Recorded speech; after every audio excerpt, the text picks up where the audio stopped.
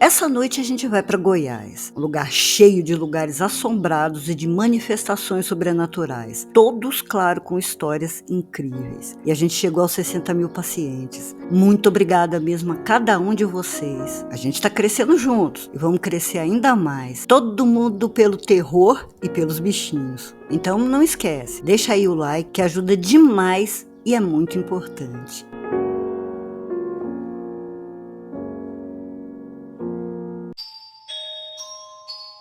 Boa noite, eu sou a Doutora Plague, abrindo as portas do sanatório. Sejam muito bem-vindos ao Brasil Assombrado, essa noite em Goiás.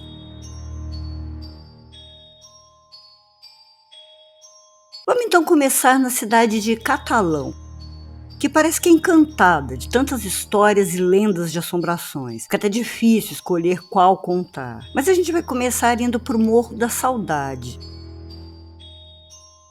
Antigamente, o Morro da Saudade, Morro de São João, era bem tranquilo, sem casas ao redor, nem costumava ter movimento de pessoas. O que tinha por ali era uma capelinha e uma cruz de madeira. E é exatamente daí que vem a atividade sobrenatural que assusta os moradores, que é comentada em toda a cidade. Mas possivelmente essa atividade vem mesmo de todo o morro, já que os mais antigos dizem que lá no passado o lugar foi um cemitério de anjos, um cemitério de crianças enterradas sem o batismo.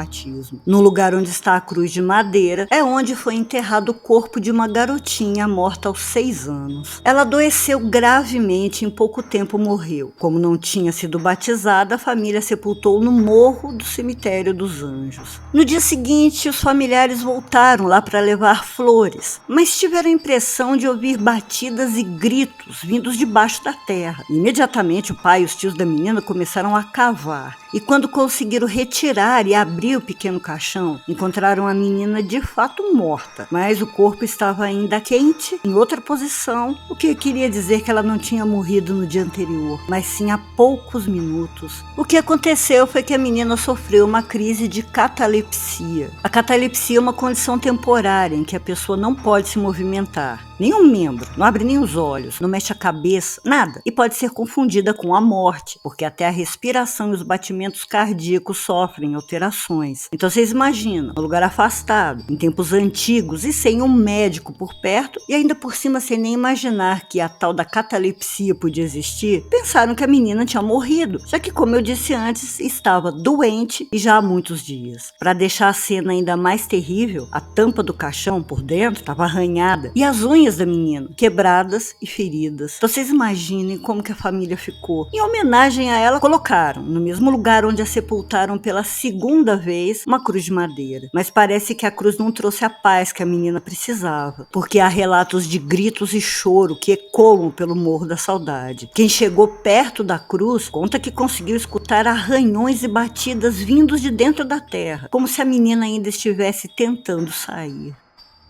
Pelo jeito, o Morro da Saudade é mesmo um ponto muito forte de atividade sobrenatural. Além do espírito da menininha presa ao caixão, há outra manifestação conhecida como a Louca do Morro da Saudade.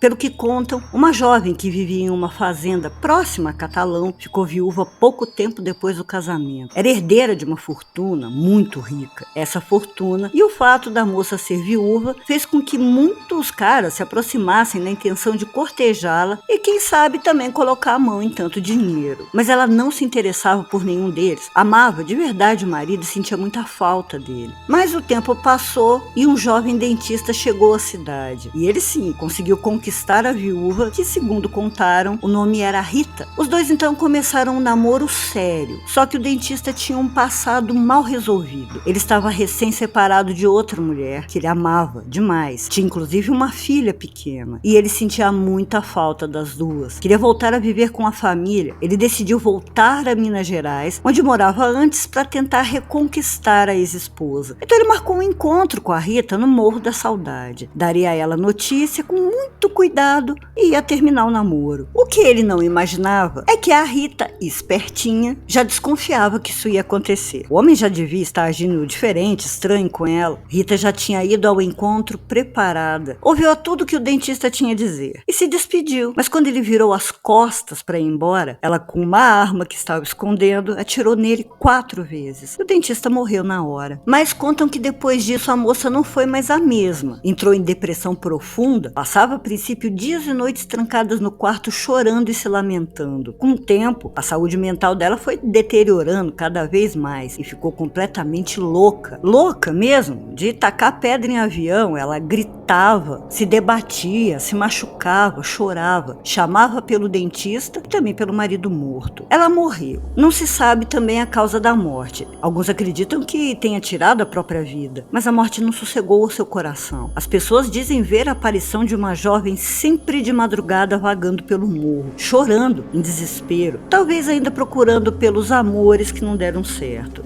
Bom, essas 2 primeiras histórias relacionadas ao Morro de São João, ou Morro da Saudade, são, é claro, consideradas por muitas pessoas só mesmo lendas, mas em contrapartida, tem relatos de moradores antigos de que as histórias e as assombrações no morro são reais. E como sempre, eu acredito neles. Mas então, vamos dar uma saidinha de Catalão e ir para Goiânia, capital. Esse relato sobre uma casa não tem muitos detalhes, já que o endereço é mantido em segredo. Em segredo mais ou menos, né? Já que alguns lugares mencionam que muita gente conhece a casa pelo nome do espírito residente e outros ainda dizem que ela fica ao lado, exatamente ao lado do terreno onde aconteceu aquela desgraceira toda do Césio 137. A casa fica no setor central e por muito tempo o casal que morava na casa com seus filhos dizia ter um grande amigo que morava com eles. O nome do amigo era Pitibá. O problema é que ninguém além deles viu o tal do Pitibá. Nem vizinhos, nem parentes e nem os outros amigos que frequentavam a casa. Eu não sei bem como as pessoas encaravam essa situação, mas com certeza deviam pensar que era uma família de gente doida, ou mentirosa, ou então que esse amigo era muito recluso. A única coisa que sabiam era que quando a família se mudou para lá, segundo eles, a família já era ocupada por Pitibá e nada mais ficou se sabendo sobre ele.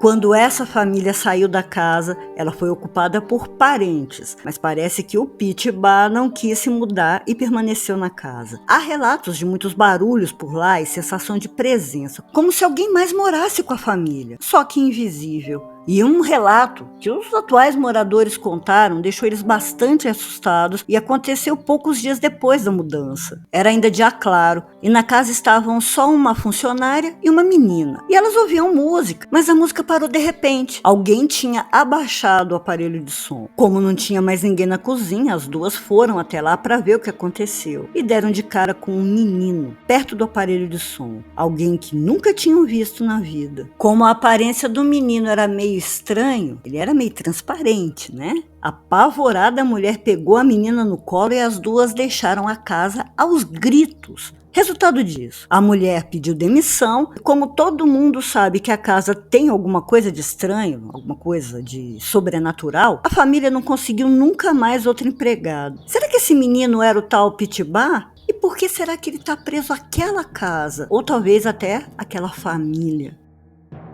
Mas tem uma outra casa que apavora os vizinhos com suas manifestações, mas que infelizmente tem ainda menos informações sobre ela. Fica na rua 228, no setor Coimbra.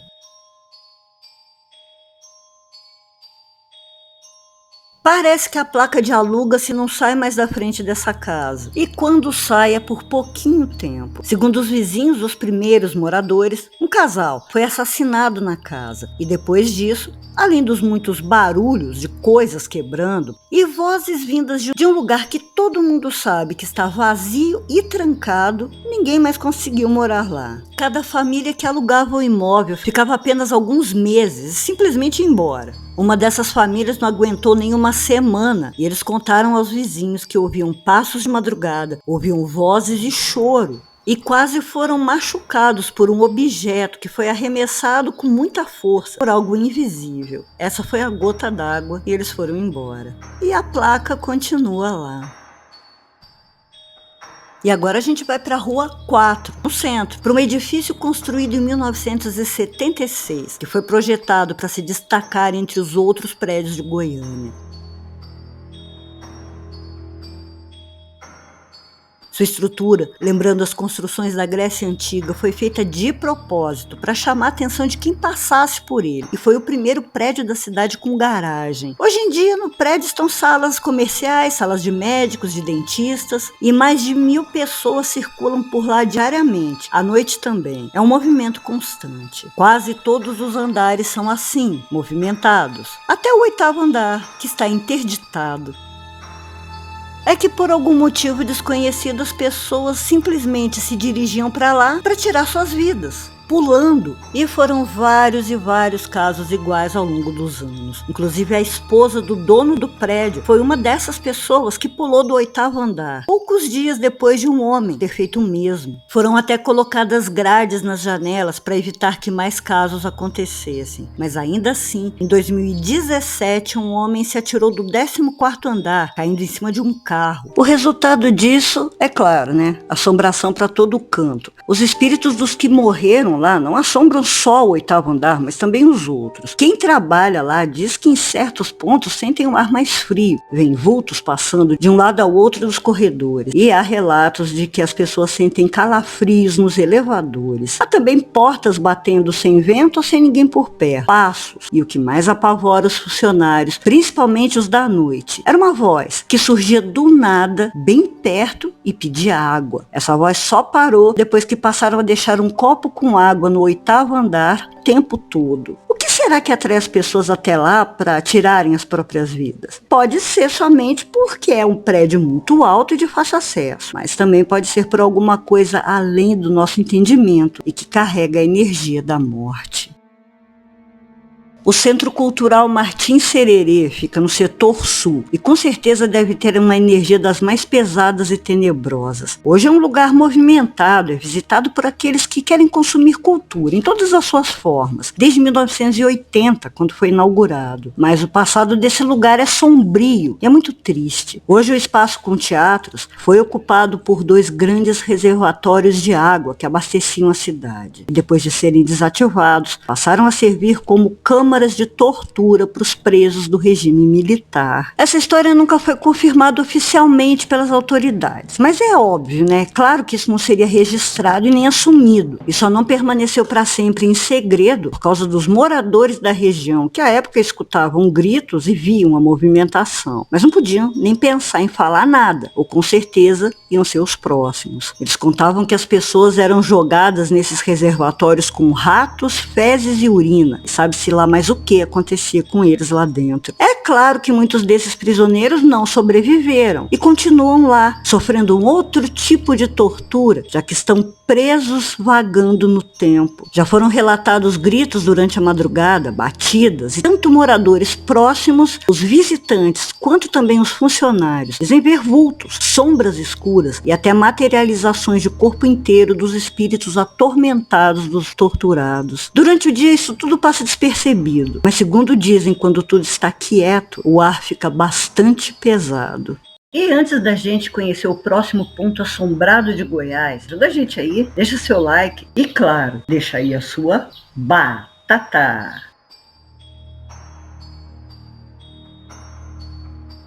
No dia 6 de dezembro de 1957, um crime terrível e cercado de mistérios chocou o Goiás. Em uma casa da rua 74, no antigo bairro Popular, a família Mateucci foi morta e apenas um bebê de 2 anos sobreviveu. O casal Vanderlei e Lourdes mudou-se para a cidade com seus 5 filhos, de 6, 5, 4, 2 anos e um bebezinho de 9 meses. A família tinha uma mercearia em frente à casa onde moravam, mas em uma noite o comércio foi invadido por criminosos que chegaram até a casa onde todos dormiam. Eles furtaram 51 mil cruzados e mataram toda a família a machadadas. Não se sabe por que pouparam a menina de 2 anos e nem se pouparam, às vezes só não a viram. Na manhã seguinte, um menino de 10 anos, que era amigo de brincar na rua e também colega de escola dos filhos de Vanderlei e de Lourdes, foi até a casa chamá-los para brincar. Mas como ninguém atendeu a porta e estava aberta, ele decidiu entrar e se deparou com a cena grotesca. O crime, é claro, que chocou a cidade toda, principalmente porque era um lugar pequeno. Era uma cidade tranquila, em que as pessoas nem trancavam as portas para dormir. Depois das investigações,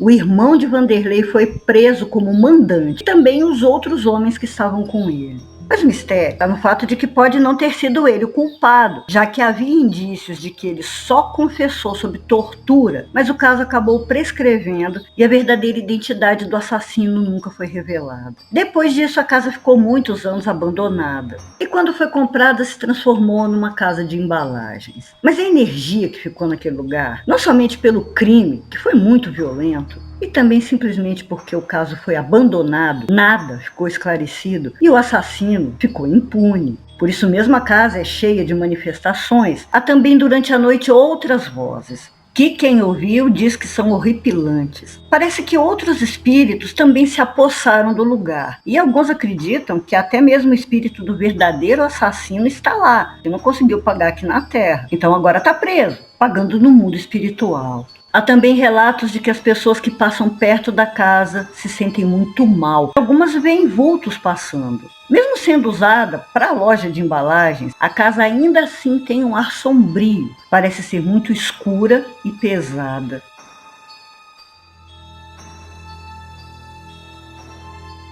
E vocês querem saber de uma curiosidade? Essa casa é muito próxima à casa do menino Pitibá e, consequentemente, do terreno onde houve o caso do Césio 137. Será que tem alguma coisa a mais naquele pedaço? É algo a se pensar, né?